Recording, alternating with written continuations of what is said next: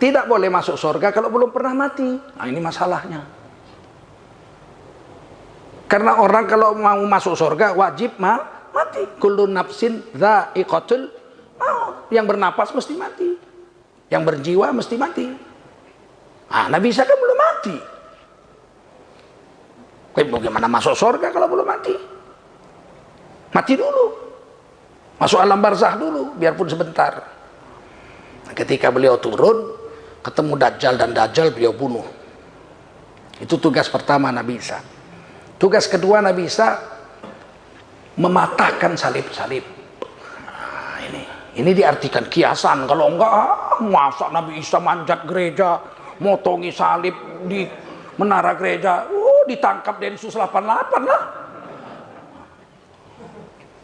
Maksudnya itu mematahkan salib-salib, beliau mengislamkan seluruh orang Nasrani. Dan beliau menjadi umat Nabi Muhammad sallallahu alaihi wasallam. Jadi umatnya. Kemudian setelah 40 tahun umurnya, beliau wafat. Dikuburkan di sebelah kuburan Rasulullah.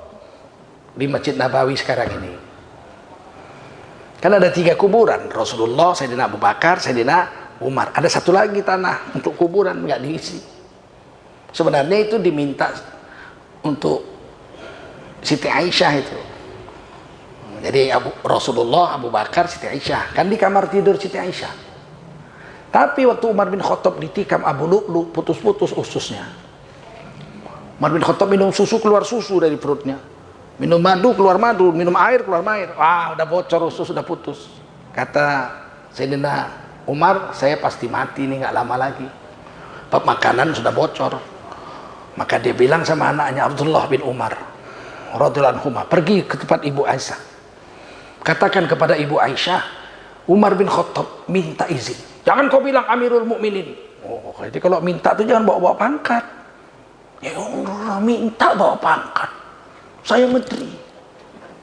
Saya presiden, pilihlah saya 3 periode. Ya, minta bawa pangkat. Minta bawa pangkat, aneh. Jangan bawa pangkat saya. Katakan Umar bin Khattab minta izin. Datanglah Abdullah bin Umar radhiyallahu anhu. Wahai Ibunda Aisyah, bapak saya Umar bin Khattab minta izin. Untuk apa? Beliau ditikam Abu Lu'lu, putus-putus ususnya, mungkin nggak lama lagi wafat. Beliau minta izin kalaulah boleh, kuburkan di samping kekasihnya Rasulullah dan Abu Bakar Siddiq, kekasihnya. Kata Siti Aisyah, itu tanah untukku. Aku mau dikuburkan di samping suami dan bapakku. Kan kamarnya sempit. Tapi kalau Umar bin Khattab yang minta, saya nggak sampai hati menolak begitu. Maka Umar bin Khattab dikubur di samping Sayyidina Abu Bakar. Kata Siti Aisyah radhiyallahu anha, aku setiap hari masuk ke kamar itu. Kamarnya ada 2 Rasulullah. Kamar utama itu untuk kuburan itu. Kamar kedua. Setiap hari aku masuk ke kamar itu ziarah kepada suami dan bapakku. Setiap hari, kata Siti Aisyah. Seorang di dalam rumahnya. Tapi ketika Sayyidina Umar dikubur di situ, aku tidak pernah masuk ke kamar itu melainkan menutup aurat dengan sempurna. Ini akidah Ahlussunnah wal Jamaah. Akidahnya Ibunda Siti Aisyah radhiyallahu anha bahwa mayit itu masih bisa melihat dan mendengar. Itu akidah Ahlussunnah wal Jamaah. Kalau nggak melihat lagi mayat, ngapain Siti Aisyah tutup aurat? Kan nggak bisa lihat. Kenapa tutup aurat sempurna pakai cadar? Sebelumnya nggak perlu orang yang dihadapi suami dengan bapak kandung kok. Betul. Tapi setelah Umar bin Khattab, aku nggak pernah kecuali masuk kamar itu kecuali tutup aurat sempurna. Ini akidah Ahlussunnah wal Jamaah bahwa mayat itu masih bisa mendengar dan melihat.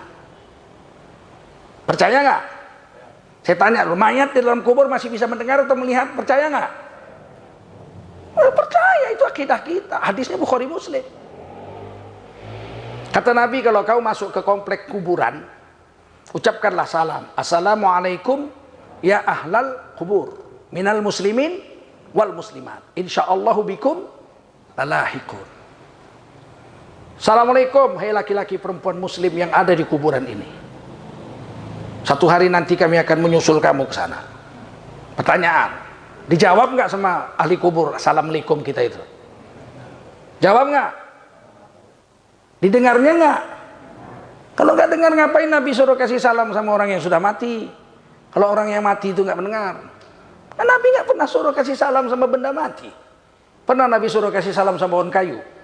Assalamualaikum pohon kayu, assalamualaikum batu, kan nggak pernah.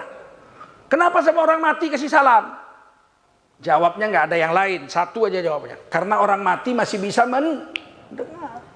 Perkaranya dijawab, kata Umar bin Khattab, jawab. Dalam hadis Sahih Muslim, ketika orang-orang kafir kalah perang, mati, terbunuh di bukit apa di padang Badar, perang Badar, dimasukkan dalam sumur, ditutup, dibunuh. Udah yang mati-mati itu dikubur di sumur Badar. Setelah dikubur, Rasulullah SAW berkata, apa kabar Rabi'ah, Syaibah yang terbunuh di Uhud itu, pentolan-pentolan Quraisy. Rabi'ah dengan Syaibah kan duel itu, lawan Sayyidina Hamzah dengan Sayyidina Ali, mati. Duel 1 lawan 1 itu sebelum perang. Apa kabar kamu sekarang? Apa yang dijanjikan Allah betul nggak sampai kepadamu? Kata Umar bin Khattab radhiyallahu anhu, ya Rasul, dia udah mati, mana bisa dia mendengar? Rasulullah menjawab, dia dengar lebih tajam dari pendengaranmu. Dan dia menjawab ucapanku, tapi jawabannya tidak diperdengarkan Allah kepada kita. Itu Sahih Muslim, Sarah Muslim jelas. Kalau diperdengarkan gimana? Coba, Assalamualaikum, dia jawab, Waalaikumsalam. Kalau enggak tunggang langgang gitu.